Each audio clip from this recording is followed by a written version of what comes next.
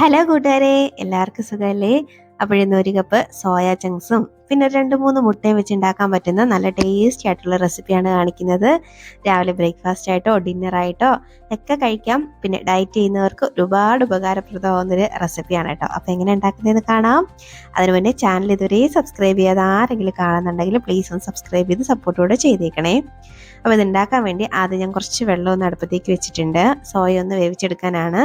അപ്പോൾ ഇതൊന്ന് തിളച്ച് വരുമ്പോഴേക്കേ ഇതിലേക്ക് ആവശ്യത്തിനുള്ള ഉപ്പ് അങ്ങോട്ട് ചേർത്ത് കൊടുക്കാം.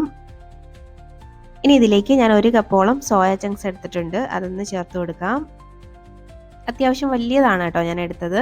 അപ്പോൾ ഇനി ജസ്റ്റ് ഒന്നങ്ങ് മിക്സ് ആക്കിയിട്ട് ഇതൊന്ന് വേവിച്ചെടുക്കാം. ഒരു 5-6 മിനിറ്റ് കൊണ്ട് തന്നെ ഇതൊന്ന് റെഡിയായി കിട്ടും. അപ്പോൾ ഇത് അവിടെ ഇരുന്നൊന്ന് വേവട്ടെ.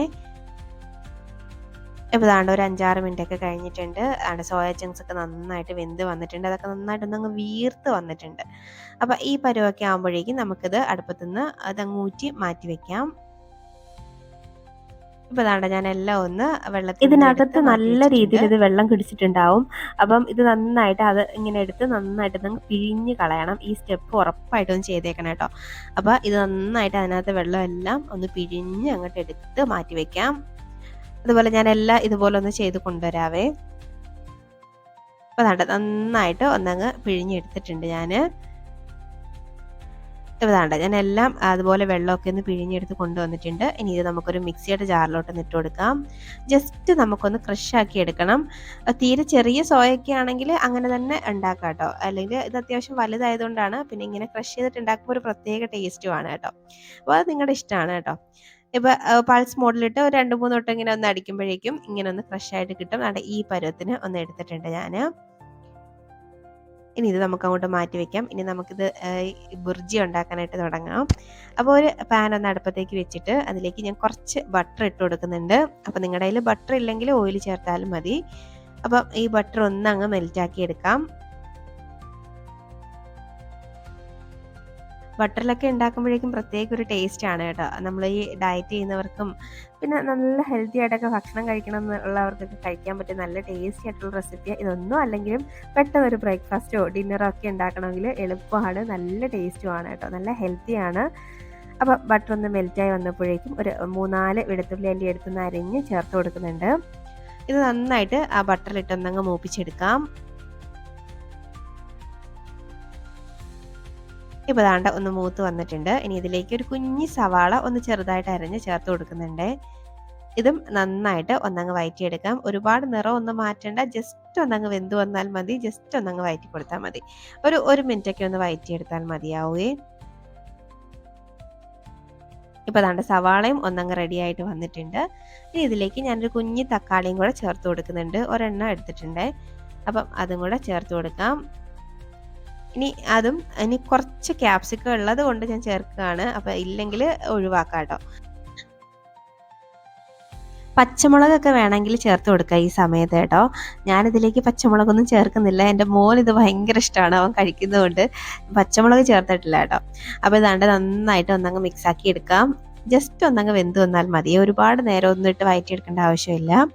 ഇതിലേക്ക് കുറച്ച് പൊടികളും കൂടെ നമുക്കൊന്ന് ചേർത്ത് കൊടുക്കാം. ഒരു 1/4 ടീസ്പൂണൊക്കെ മഞ്ഞൾപ്പൊടി ചേർക്കുന്നുണ്ട്. ഇനി ഞാനിതിലേക്ക് 2 ടീസ്പൂണോളം മുളക് പൊടി ചേർക്കുന്നുണ്ട്. 1 ടീസ്പൂൺ കാശ്മീരിയും 1 ടീസ്പൂൺ എരിവുള്ള മുളക് പൊടിയാണ് കേട്ടോ ചേർത്തേക്കുന്നത്. അങ്ങനെ ഇതിലേക്ക് 1 ടീസ്പൂണോളം ചിക്കൻ മസാല ചേർക്കുന്നുണ്ട്. ഇനി 1 ടീസ്പൂണൊക്കെ കുരുമുളക് പൊടിയും കൂടെ ചേർത്തിട്ട് നന്നായിട്ട് ഒന്നങ്ങ് മിക്സാക്കി എടുക്കാം. അപ്പോൾ ചിക്കൻ മസാലയ്ക്ക് പകരം ഗരം മസാല ചേർത്താലും മതിയേ. അപ്പോൾ ചിക്കൻ മസാല ചേർക്കുകയാണെങ്കിൽ ഒരു പ്രത്യേക ടേസ്റ്റ് ആയിരിക്കും, അതുകൊണ്ട് ചേർത്തതാണ്. ഇനി പൊടികളുടെ പച്ചമണമൊക്കെ ഒന്ന് മാറുന്നവരെയും ലോ ഫ്ലെയിമിലിട്ട് നന്നായിട്ട് ഒന്നങ്ങ് വഴറ്റിയെടുക്കാം. ഇപ്പോൾ ദാണ്ട ആ പൊടികളുടെയൊക്കെ പച്ചമണമൊക്കെ ഒന്ന് മാറി വന്നിട്ടുണ്ട്. അപ്പോൾ ഈ പരുവം വരെയൊക്കെ ഒന്നങ്ങ് വഴറ്റിയെടുത്താൽ മതിയേ. എണ്ണയൊക്കെ ഇതുപോലെ ഒന്ന് തെളിഞ്ഞു വരും, അതാണ് പരുവം. അപ്പം ഇനി ഇതിലേക്ക് ഞാൻ ഒരല്പം വെള്ളവും കൂടെ ഒന്ന് ചേർത്ത് കൊടുക്കുന്നുണ്ട്. ഒരു 1/4 കപ്പ് വെള്ളം ചേർത്ത് കൊടുക്കുന്നുണ്ട്. ഇനി ഇത് ജസ്റ്റ് ഒന്നങ്ങ് മിക്സാക്കി കൊടുക്കാം.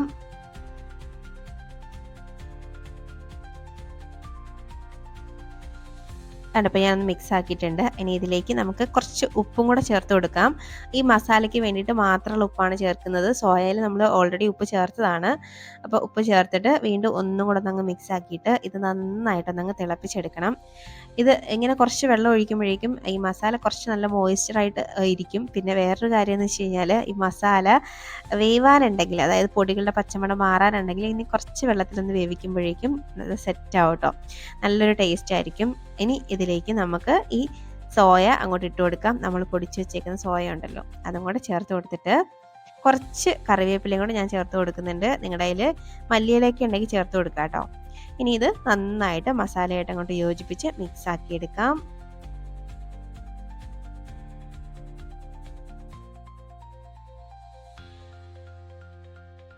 സോയാബീനൊക്കെ കഴിക്കാൻ മടിയുള്ളവർക്ക് ഒരു പ്രത്യേക സ്മെല്ലാന്നൊക്കെ പറഞ്ഞ് കേട്ടിട്ടുണ്ട്. അങ്ങനെ ഒന്നും ഇതിൽ തോന്നില്ല കേട്ടോ. ഇങ്ങനെ ഉണ്ടാക്കിയാൽ നല്ല ടേസ്റ്റ് ആയിരിക്കും. അപ്പോൾ അതാണ്ട് നന്നായിട്ട് ഞാനൊന്ന് മിക്സ് ആക്കി എടുത്തിട്ട് ഇതൊരു സൈഡിലോട്ട് അങ്ങോട്ട് മാറ്റി വെക്കുന്നുണ്ടേ. ഇനി ഇതിലേക്ക് ഞാനൊരു 3 മുട്ട പൊട്ടിച്ചൊഴിക്കുന്നുണ്ട്.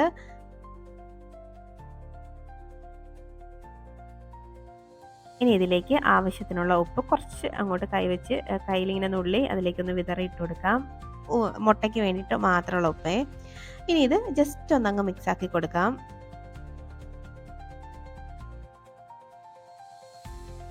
ഇനി മുട്ടയൊക്കെ ചെറുതായിട്ട് ഒന്നങ്ങ് വേവാൻ വേണ്ടിയിട്ടൊന്ന് അനുവദിക്കുക കേട്ടോ. അപ്പോൾ ചെറുതായിട്ട് ഒന്നങ്ങ് വെന്ത് വരുമ്പോഴേക്കും നമുക്ക് എല്ലാം കൂടെ ചേർത്തങ്ങ് മിക്സ് ആക്കി എടുക്കാം. ജസ്റ്റ് വീണ്ടും ഒന്നും കൂടെ ഒന്ന് ചിക്കി ഇട്ടിട്ട് എല്ലാം അങ്ങോട്ട് ചേർത്തിട്ട് നന്നായിട്ടൊന്നങ്ങ് മിക്സ് ആക്കി വേവിച്ചെടുക്കാം.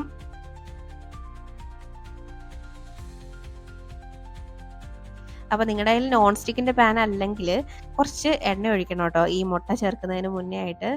ഇനി ഇത് എല്ലാം കൂടെ ചേർത്ത് നന്നായിട്ട് ഒന്നങ്ങ് മിക്സ് ആക്കി എടുക്കാം. മുട്ടയൊക്കെ നന്നായിട്ട് ഒന്നങ്ങ് വെന്ത് വരണേ, അതുവരെയും നന്നായിട്ട് ഒന്നങ്ങ് മിക്സ് ആക്കി കൊടുക്കാം.